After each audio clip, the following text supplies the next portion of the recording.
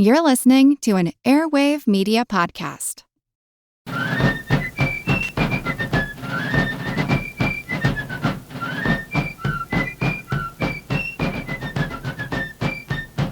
Hello, and thank you for joining the American Revolution.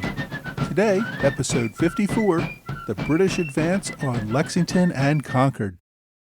Last week I talked about Paul Revere's ride to warn the colony about the imminent raid by soldiers on Concord. The week before that, I left off with General Gage getting ready to deploy his soldiers on the evening of April 18, 1775. Today we will pick up there and follow the army along its route to Lexington and Concord. At around 10 p.m. on the evening of April 18th, after the ferry out of Boston and the land exit over Boston Neck were both closed, Lieutenant Colonel Francis Smith, per General Gage's orders, began to assemble his soldiers. Smith had only received his orders a few hours earlier and had to work quickly to collect his forces for the march. The soldiers deployed for this mission did not come from any particular regiment. In a typical Army regiment, there were two special companies. Regimental commanders would put the largest and strongest soldiers in a company of grenadiers. The grenadiers' original purpose, a century earlier, was to hurl large, heavy grenades at the enemy. Although they no longer did that, commanders found grenadiers useful as shock troops. They were the most effective troops in hand-to-hand combat. The light infantry constituted the other elite company in each regiment. This was a relatively new innovation. These soldiers were selected for being particularly active and energetic. A regimental commander would use light infantry as skirmishers or flanking guards to protect the main body of soldiers from snipers or other smaller attacking parties. Gage decided to pull the grenadier and light infantry companies from each of his regiments to create a single brigade of elite soldiers for this particular mission. The detachment consisted of 11 companies of grenadiers and 10 companies of light infantry. This probably meant Gage had all the best fighting men on this mission, but it also meant that the companies were fighting alongside other companies outside their regiment. They had not worked together before and were serving under unfamiliar regimental commanders. This could be why many of the regulars seemed more inclined to act on their own initiative during this battle rather than strictly following the orders of their officers.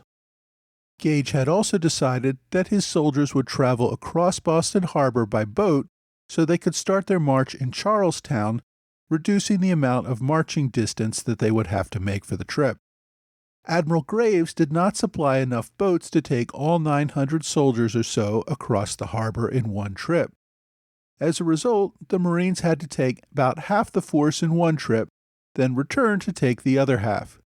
Even using two trips, the boats were so full that soldiers had to remain standing to fit everyone in. On the other side, again in the interest of secrecy, the ships landed in an unused area away from Charlestown to avoid prying eyes. The reason the area was unused was that it was wet, swampy land. The soldiers had to tramp through wet mud up to their knees in order to get to dry land. April in New England is still pretty cold. There were patches of melting snow on the ground. Since the mission began without notice at around 10 p.m., the men had already been awake for a full day before being called to arms.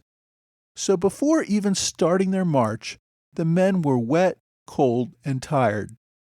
It took nearly 2 hours to ferry all the men across the harbor. Because they were not from any single regiment, and because the company officers still had no orders on what they were doing or where they were going, the soldiers collected themselves into disorganized groups on the Charleston side of the harbor. Colonel Smith had to waste even more time assembling the units in proper order for the march. Next, the soldiers had to march through even more swamps to avoid roads where they might encounter civilians. Some soldiers later reported that they were in water up to their waists. Finally, after reaching dry land, the Army had to spend more time waiting for the Navy to deliver 2 days' worth of rations to the soldiers for their march. By the time they were actually ready to march, It was already 2 a.m. Before they had even left Charlestown, Paul Revere had already reached Lexington, left, and been captured. Samuel Prescott had arrived in Concord to deliver the alarm. Messengers had spread word of the march all over Massachusetts, and militia were already on the march to meet the regulars. As the soldiers passed through Cambridge on the road to Lexington, more and more locals were alerted to the march. As the regulars passed by, more militia units assembled behind the column and began to follow at a safe distance. Colonel Smith began to hear gunshots, ringing bells, and other indication that the element of surprise was gone. Fearing this surprise attack would not go well, he decided at this time to send word back to Boston that they had better start preparing a relief force in case the column came under attack.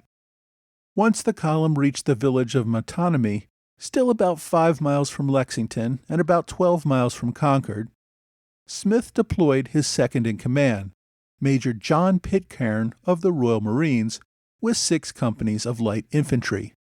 Pitcairn would march his men quickly ahead of the main column. Smith ordered him to go ahead and secure the 2 bridges north and south of Concord. The detachment moved forward at the quick step, making up for lost time.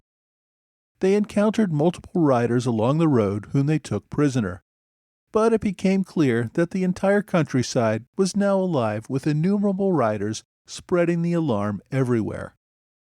Along the way, Pitcairn's column met up with the officers who had captured Revere, interrogated him, and released him. The officers repeated what Revere had told them, that the mission was to seize munitions in Concord, something the junior officers in the advance column were learning for the first time, and that there were about 500 militia assembled in Lexington, armed and waiting for them. Another rider, captured on his way from Lexington, told them that there were at least 1,000 militia in Lexington. Though not accurate, the information must have unnerved the men that they might be walking into a trap. Around 4:30, as Pitcairn's advance column approached Lexington, they encountered 2 riders ahead of them. One shouted a warning that they should turn back. Another fired his pistol. Now, there are differing accounts as to whether he fired in the air as a warning or took aim at the column. In any event, he was too far away to hit anyone. But firing his weapon convinced Pitcairn that it was time to stop the column and have the men load their weapons. He also deployed flanking units to make sure that there was not an ambush waiting for them as they marched into town. Pitcairn's advance column arrived on the outskirts of Lexington just about sunrise, around 5 a.m. Both sides greatly overestimated the other. British accounts estimated that 200 to 300 militia still assembling on Lexington Green. Most estimates by the militia seem to put their numbers more like 60 to 70. Similarly, the militia estimated the British forces to be between 1,200 and 1,500 men, when in fact the advance column totaled around 250. Major Pitcairn was bringing up the rear of his advance column, while a young lieutenant named Jesse Adair led the front. Pitcairn had planned to march past Lexington straight to Concord. But rather than remain on the road to Concord, Adair steered his column toward the Lexington Green to confront the militia. As the column turned, Pitcairn realized what was happening, galloped forward, and rerouted the column along the road to Concord.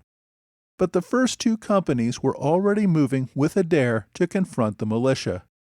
Before Pitcairn could do anything, the 2 companies charged forward, nearly running as they assembled into a line of battle.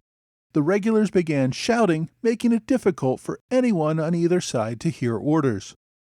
Now, witnesses differ on the exact words, but some British officers apparently called the militia rebels and villains and demanded they drop their arms and disperse. Captain Parker, commanding the Lexington militia, ordered his men to disperse. Some began walking away, but others, apparently not hearing the orders or ignoring them, remained standing, and no one laid down their weapons. Now, everyone seems to have a different account about what happens next. Several militia report a British officer firing his pistol, followed quickly by a ragged volley from the regulars. More accounts seem to indicate that the first shot came from a pistol off to the side, either from behind a fence or a hedge. Paul Revere, who was still struggling to hide Hancock's trunk in the woods, could not see the encounter, but said that he heard a pistol, then quickly followed by a volley from the regulars. Although the two lines were probably only 50 to 70 yards apart, few men fell in the first volley. Many at first thought the regulars might have fired blanks, but they soon realized they were using live rounds. They were just poor shots. The regulars continued to reload and fire as fast as they could. The militia scattered for cover. A few militia returned fire, but most ran. Most of the casualties were shot in the back while running away, and a few of them were bayoneted. The regular officers lost control of their men, who began charging off in different directions after militiamen or entering buildings. After about 15 minutes, Colonel Smith arrived with the main column. He immediately rushed onto the green, found a drummer, and ordered him to beat to arms, the instruction to the regulars to return to their lines. Within a few minutes, he had restored order. 7 Lexington men had been shot dead. An 8th man, one of the prisoners taken on the road to Lexington, was shot and killed while trying to escape. 9 other militiamen were injured. The regulars suffered only one injury, a soldier shot in the leg. Major Pitcairn also claimed his horse had been shot twice. Finally, Colonel Smith revealed to all of his officers that the mission was to advance on Concord and seize the supplies there. Many of his junior officers objected, pointing out that they would be marching another 7 miles into unknown territory, while the militia, who would now be angered at the attack at Lexington, continued to assemble all around them. Smith, however, was determined to carry out his orders and reach his objective. After a few victory cheers, the column continued its march toward Concord. Now over in Concord, a rider from Lexington arrived with the news that the regulars had fired on the militia there. He did not stay around long enough to know if there were casualties, but clearly things were getting serious. A group of Concord militia, under the command of Colonel James Barrett, moved out to a hill overlooking the road to town. As the British approached, they spotted the militia and deployed a line of skirmishers against them. The militia retreated in good order before the regulars could get close enough to engage. The militia returned to town ahead of the regulars. The outnumbered militia decided there was little point in confronting the regulars in town as had happened in Lexington. They retreated north of town, across the North Bridge onto higher ground. The regulars marched into Concord unopposed around 7 a.m. Colonel Smith deployed 1 company of light infantry to secure the South Bridge and sent 7 companies to secure the North Bridge. 4 of those companies were tasked to continue about 2 miles beyond the bridge to Colonel Barrett's mill. Spies had indicated that he kept a large cache of munitions there. The grenadiers remained in Concord, searching those houses and buildings where informants had reported there were military stores. But the people of Concord had received enough advance notice to hide or remove just about anything of military value. The only weapons found were 3 cannon. Major Pitcairn had burst into a local tavern, pointed a pistol at the owner, and threatened to fire unless the owner revealed where they were hiding their weapons. The owner led Pitcairn to 3 large 24-pounders buried in his yard. After that, Pitcairn released his prisoner and offered to buy breakfast for his men. Beyond that, the soldiers destroyed a few bags of powder and burned some wooden tools. They also cut down and burned the town's Liberty Pole, and they found a cache of lead balls which they dumped in a local pond. The next day, the locals simply waded into the pond and salvaged the balls for later use. As the regulars burned gun carriages and other wooden items, they accidentally set a house on fire. The regulars and locals worked together to form a bucket brigade and quickly extinguish the house fire. The detachment of regulars at Barrett's mill did little better. Again, the locals had enough warning to remove or hide anything of military value. The regulars forced Mrs. Barrett to provide them with breakfast. Mrs. Barrett fed the men but refused money when offered, calling it blood money. The men threw a few coins at her feet anyway and began to move back to the North Bridge. The Concord militia observed events from high ground near the North Bridge. As they waited, militiamen from all over the area continued to join them and swell their ranks. Soon they had over 500 men against the about 100 regulars holding the North Bridge. They also saw smoke from the fire in Concord and worried that the regulars were burning their town. Colonel Barrett advanced his militia against the regulars holding the North Bridge. The two companies of regulars had taken high ground near the bridge and began to retreat back toward the bridge so that all three companies would be together on the other side of the bridge from the militia. The one company at the bridge, however, had set up a defensive line that made it difficult for the other two companies to cross. The men became tangled in a mess and broke formation. Several regulars then discharged their weapons at the advancing militia, killing 2 men and wounding 4 others. Regulars had a disdain for militia, thinking they would often run at the first hint of fire. To their surprise, the militia continued to march forward, maintaining formation. They got within 50 yards of the regulars and opened fire.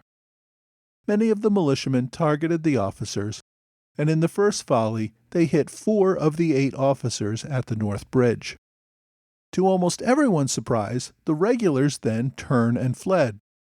They were outnumbered, the enemy had fired bravely, accurately, and remained in proper formation. So the soldiers fled for their lives, leaving behind their wounded. The militia were not quite sure what to do next. Some men advanced on the retreating regulars. Others decided they had given the soldiers a good shellacking and turned around to head home. One young militiaman approached the bridge to find British Lieutenant Edward Thornton Gould lying wounded but alive on the bridge, having been abandoned by his men. The militiaman pulled out a hatchet and struck the lieutenant in his head, cutting off part of his scalp and exposing part of his brain. Amazingly, Gould survived to tell this story later, though the militia left him for dead on the bridge. Meanwhile, back in Concord Village, Colonel Smith heard the gunfire as the battle began at the North Bridge. He immediately took 2 companies of grenadiers and personally led them toward the bridge. On the way, he encountered the fleeing remnants of the light infantry companies that had retreated from the bridge. Smith pressed forward with the intention of retaking the bridge so that the 4 companies returning from Barrett's Mill would be able to cross and return to the main column.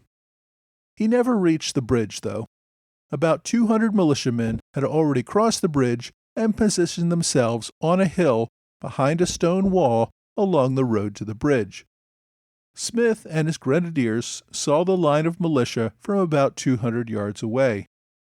The 2 lines faced each other for about 10 minutes, neither firing a shot. Smith decided his outnumbered men with inferior ground could not face down the militia. They turned around and went back to town. Now the 4 companies of regulars returning from Barrett's Mill also heard the gunfire and rushed toward the bridge, only to find their fellow regulars gone and a disorganized group of militia surrounding the bridge. The regulars marched forward and crossed the bridge, walking right past the militia. Neither side opened fire, and the militia allowed the regulars to cross. The crossing regulars did see the wounded Lieutenant Gould on the bridge. Now, there was no ethic of no man left behind in the British Army of the time. They allowed him to lay there, though word of his scalping spread through the British ranks, exaggerated so that word got around that the colonists were torturing wounded soldiers. This story would contribute to further the atrocities as the day wore on. By 10 a.m., Smith had collected all of his forces back in Concord. He packed the wounded officers into wagons. The walking wounded soldiers would just have to keep up. They would leave behind the severely wounded enlisted men, to whatever fate they faced from the angry colonists. All Colonel Smith would have to do now is lead his tired, hungry force of soldiers who were also running low on ammunition on the 20-mile march back to Boston. They would have to pass through a gauntlet of an ever-growing number of angry and heavily armed militiamen bent on revenge. Next week, we will follow Colonel Smith's retreat back to Boston.